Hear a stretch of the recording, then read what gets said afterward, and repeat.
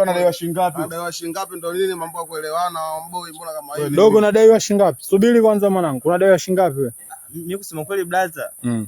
Huyu brother anadai 300,000. Na tumekubaliana nikweza mkataba.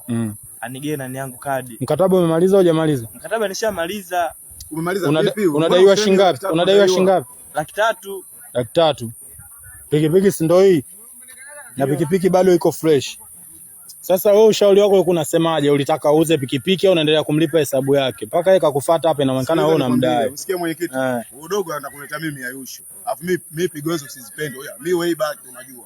Mimi muuni. Ndio nakuelekeza. Mimi nimeuza nimalizie. Anawezaje kuuza pikipiki mimi 300,000 yangu ananipa nani? Mimi namfuata mara kibao hapa mgundini kwenu. Ananikimbia udogo. Sasa boss, mimi nitoa ushauri mmoja kwa sababu pikipiki ni hapa na pikipiki bado inaonekana nzima. Tufanye kitu kimoja. Kama mnaelewana, huyu atafute mteja muuze pikipiki akupe pesa yako. Hilo linawezekana, liwezekana. Nataka hela yangu. Mteja aje naye kwangu. Mimi pikipiki bado mali yangu. Sharti la mkataba mpaka amalize miezi 14. Kamaliza miezi 14 bado kuna 300,000. Mimi langu analipa nani? Dogo hapo unasemaje sasa mdogo wangu? Maana jambo ndo lishakuwa kubwa hapo. Ndo lishakuwa kubwa hapo.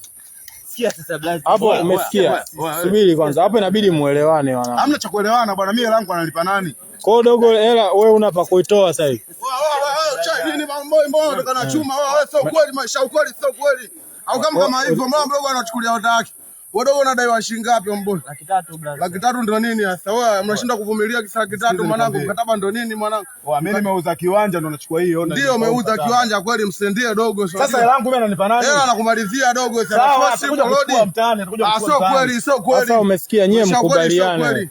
Nyie mkubaliane sasa. Blaza kwa sababu huyu unamdai 300,000. Umesikia?